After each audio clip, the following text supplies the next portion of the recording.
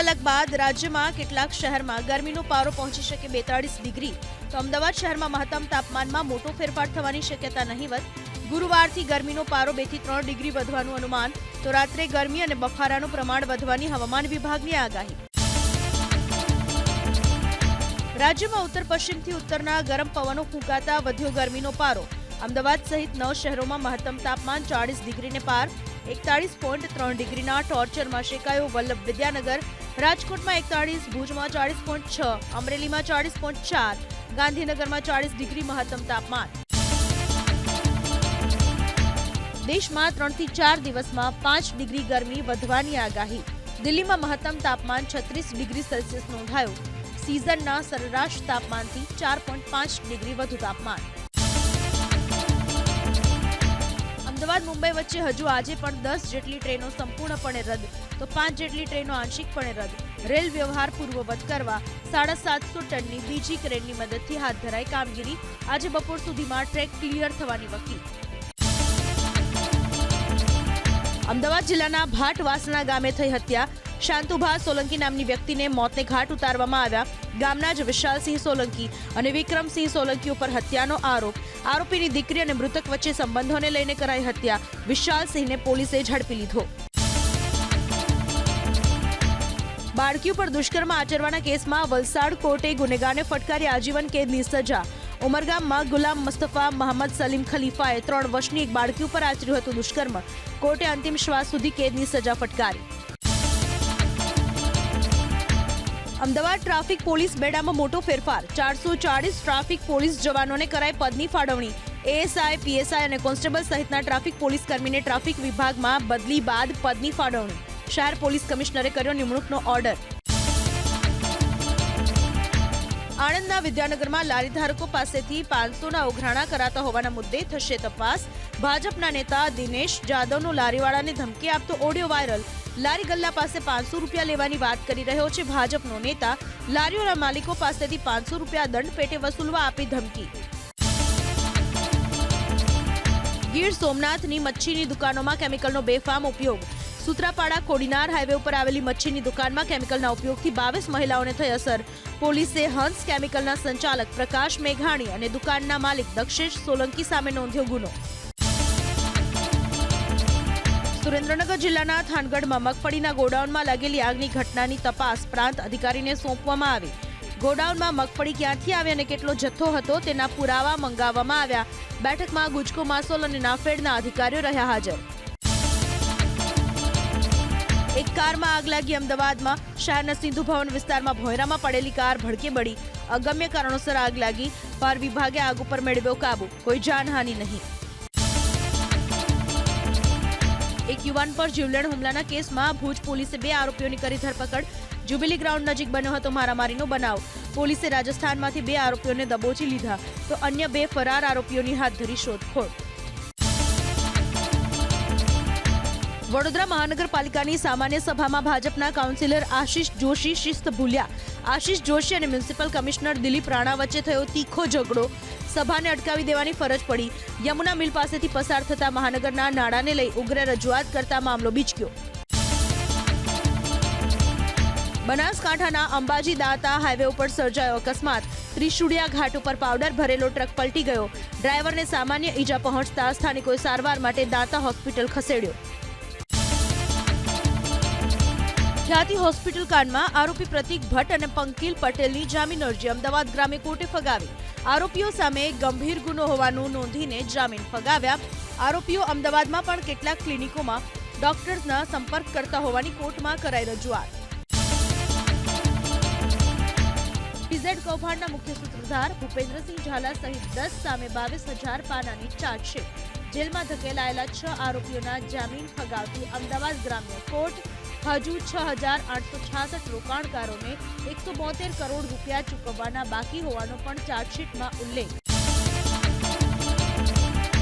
જીટીયુની પરીક્ષામાં પ્રથમવાર સરકારી કોલેજોના 2 વિદ્યાર્થીનો ડમીકાંડ. વિન્ટર સેમેસ્ટરની ડિપ્લોમા ઇજનેરી સેમેસ્ટર 1ની પરીક્ષામાં 2 વિદ્યાર્થીએ સ્ટાફ સાથે ગેરવર્તણૂક કરી, તો 8 વિદ્યાર્થીએ ઉત્તરવહીમાં ચેડા કરી હિન્દીમાં જવાબો લખ્યા. આઈપીએલની સિઝનમાં સુરતના ટેક્સટાઇલના વેપારીઓને 70 કરોડનો મળ્યો બિઝનેસ. ખેલાડીઓના ડ્રેસના કાપડ જ્યુરિક મટીરિયલમાંથી તેમજ ટીમોના ફ્લેગ પ્લાસ્ટિક વેસ્ટ રિસાયકલ કરીને ખાસ કપડામાંથી થાય છે તૈયાર. કેન્દ્ર સરકારે સોમવારે સાંસદ સભ્યોના પગારમાં 24% વધારો કરવા અંગેનું બહાર પાડ્યું જાહેરનામું. હવે તમામ સાંસદ સભ્યોને દર મહિને પગાર પેટે મળશે ₹1,24,000. એપ્રિલ 2023 થી લાગુ થશે પગાર વધારો. ભૂતપૂર્વ સાંસદ સભ્યોનું પેન્શન વધારીને કરવામાં આવ્યું ₹31,000. અખિલ ભારતીય રાષ્ટ્રીય શૈક્ષિક મહાસંઘનું આંદોલન. એચટાટ મુખ્ય શિક્ષક સંવર્ગના જિલ્લા ફેર અને અરસપરસ બદલી કેમ્પ જાહેર ન થતા શૈક્ષિક મહાસંઘમાં રોષ. 7,000થી વધુ પ્રાથમિક શાળાના એચટાટ મુખ્ય શિક્ષકના જિલ્લા ફેર અને બદલી કેમ્પ 12 વર્ષ બાદ પણ નથી યોજાયા. 24 માર્ચે સોશિયલ મીડિયાના માધ્યમથી કરશે આંદોલન. રાજકોટના પીઠડિયા ટોલ પ્લાઝા પર સ્થાનિકોના ટોલને લઈને રોષ. સ્થાનિકોના ટોલમાં ₹10નો વધારો કરાતા વિવિધ સંસ્થાઓમાં જોવા મળી નારાજગી. જેતપુર ડાઇંગ એન્ડ પ્રિન્ટિંગ એસોસિએશનનું પ્રશાસનને આવેદનપત્ર. ટોલમાં ₹10નો વધારો પાછો ખેંચવા માંગ. પંચમહાલમાં હડતાળ પર ઉતરેલા આરોગ્યકર્મીઓને અપાઈ નોટિસ. જિલ્લા આરોગ્ય અધિકારીએ 24 કલાકમાં ફરજ પર હાજર થવા આપી નોટિસ. કર્મચારીઓ 24 કલાકમાં હાજર નહીં થાય તો કરાશે કાર્યવાહી. મદદનીશ કેળવણી નિરીક્ષકોએ બઢતી માટે પાસ કરવી પડશે પરીક્ષા. શિક્ષણ વિભાગે સ્પર્ધાત્મક પરીક્ષા ફરજિયાત કરવાનો કર્યો નિર્ણય. ખાતાકીય તપાસ અને જરૂરી પ્રમાણપત્રોની ચકાસણી પર જરૂરી રહેશે. ભુજ રાજકોટ સ્પેશિયલ ટ્રેનનું અંજાર અને આદિપુર સ્ટેશનો પર વધારાનું સ્ટોપેજ આપવાનો નિર્ણય. ટ્રેનના સમયમાં પણ કરવામાં આવ્યો ફેરફાર. ભુજ રાજકોટ સ્પેશિયલ ટ્રેન 26 માર્ચથી ભુજથી ઉપડશે.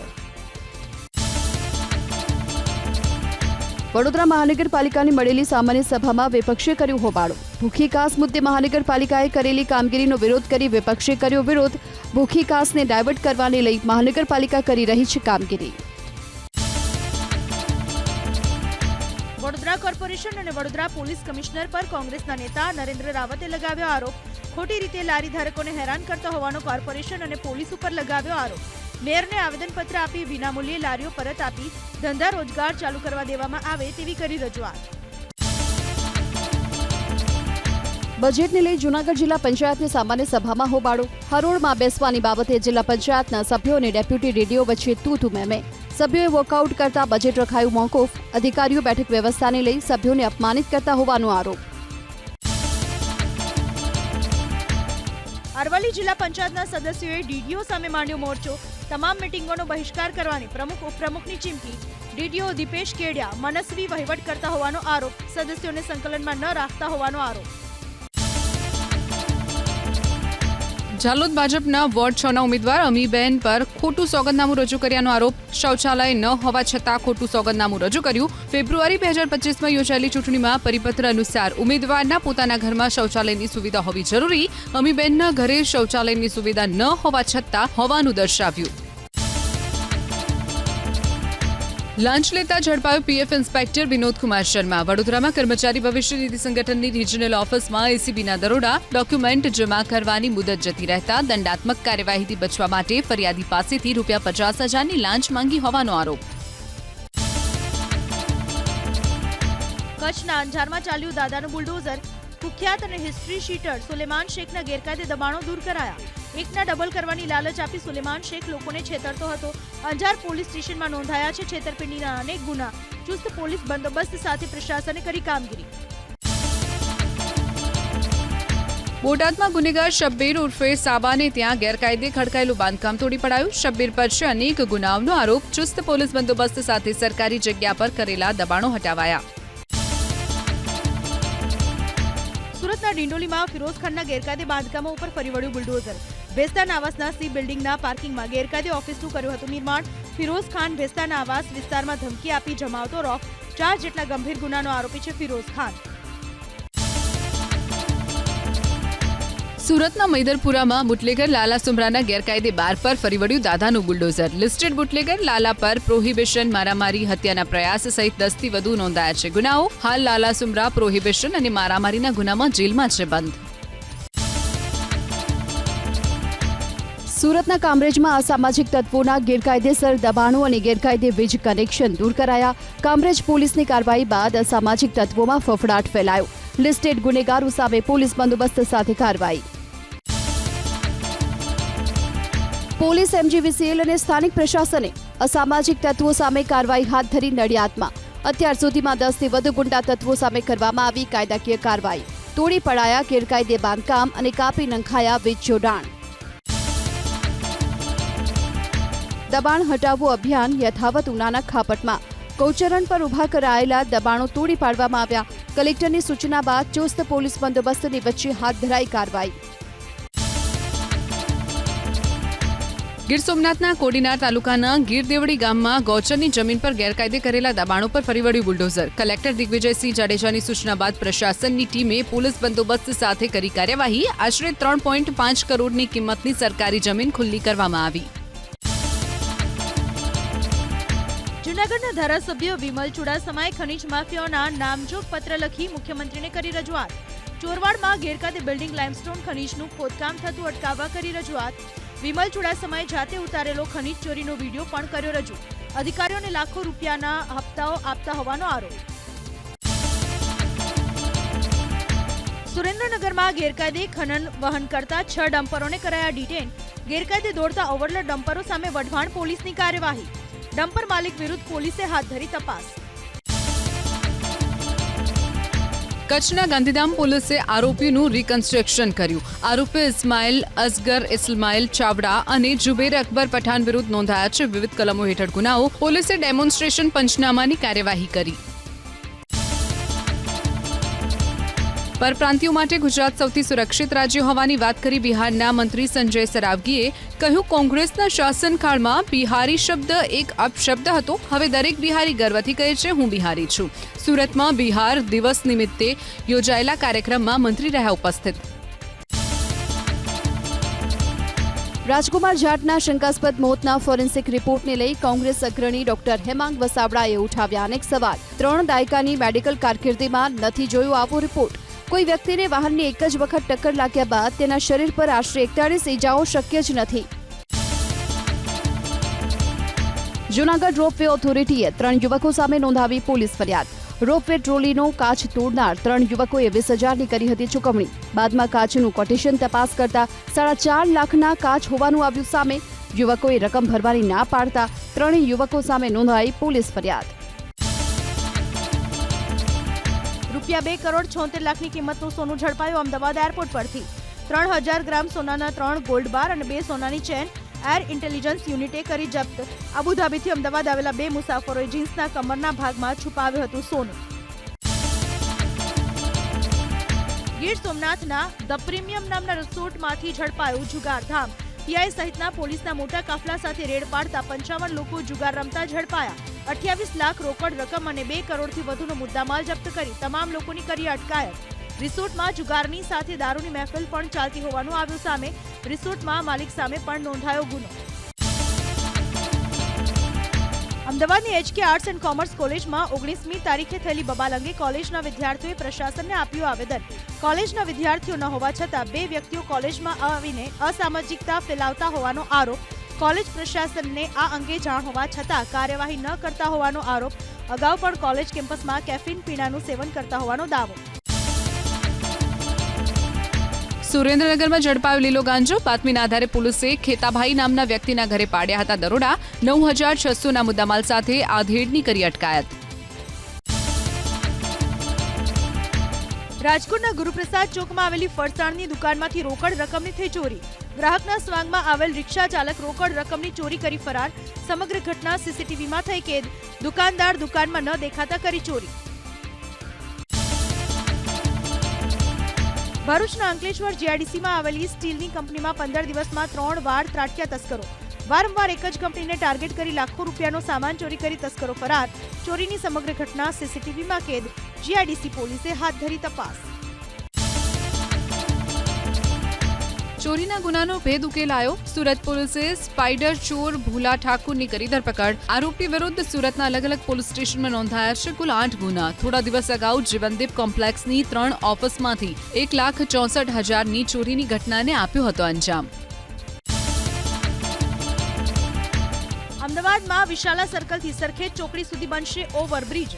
1,295 કરોડથી વધુની રકમ ઓવરબ્રિજ માટે કરાઈ મંજૂર. વર્ષ 2027માં ઓવરબ્રિજની કામગીરી કરાશે પૂર્ણ. સૌરાષ્ટ્ર દક્ષિણ ગુજરાત સાથે કનેક્ટિવિટીમાં થશે વધારો. એક જ દિવસમાં અમદાવાદમાં લોકોએ 12 કરોડનો ચૂકવ્યો પ્રોપર્ટી ટેક્સ. મહાનગરપાલિકાને ચાલુ નાણાકીય વર્ષની આવક 2100 કરોડ રૂપિયા. મહાનગરપાલિકાએ શરૂ કરેલી ઇન્સેન્ટિવ સ્કીમના કારણે પ્રોપર્ટી ટેક્સની આવક 78 કરોડ 9 લાખ. રિબેટ યોજનાથી અમદાવાદ કોર્પોરેશનથી જંગી આવક. 14 થી 24 માર્ચ સુધીમાં 75 કરોડની થઈ આવક. નાણાકીય વર્ષમાં પ્રોપર્ટી ટેક્સથી 1611.41 કરોડની આવક. અમદાવાદ મહાનગરપાલિકાની રેવન્યુ કમિટીની યોજાઈ બેઠક. ટાટા, રિલાયન્સ અને અદાણીએ 224 પ્રોપર્ટીનો ₹27 કરોડનો ટેક્સ ભરપાઈ કર્યો હોવાની વિગતો બેઠકમાં કરાઈ રજૂ. સિવિલ હોસ્પિટલે આશરે 7 કરોડ અને શહેર પોલીસે આશરે 18 કરોડની રકમ ચૂકવી. વિસાવદર વિધાનસભા બેઠકની ખાલી પડેલી જગ્યા પર પેટા ચૂંટણી યોજવાની આમ આદમી પાર્ટીની ચૂંટણી પંચને રજૂઆત.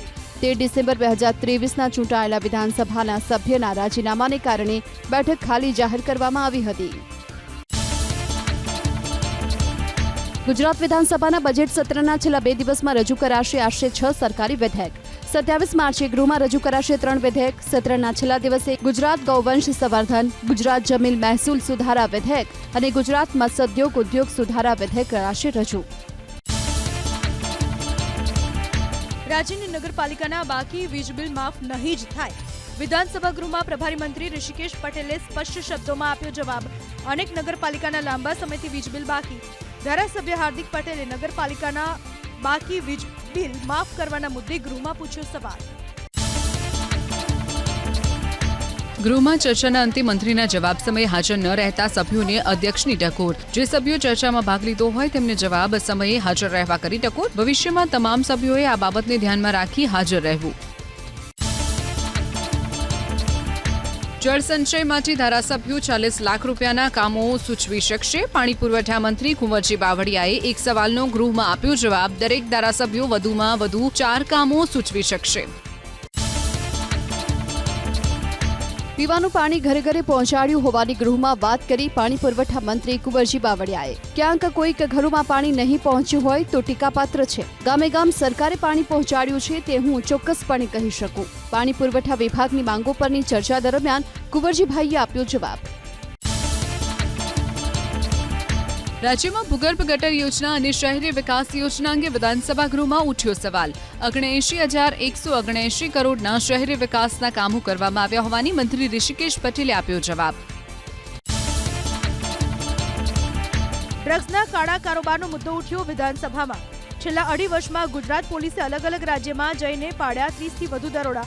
મોટા પ્રમાણમાં ડ્રગ્સનો જથ્થો કરાયો જપ્ત. 2 વર્ષમાં 397 આરોપીઓને ધકેલાયા જેલમાં. હજુ 100 આરોપીઓની શોધખોળ ચાલી રહી હોવાની ગૃહ રાજ્યમંત્રી હર્ષ સંઘવીએ આપી માહિતી.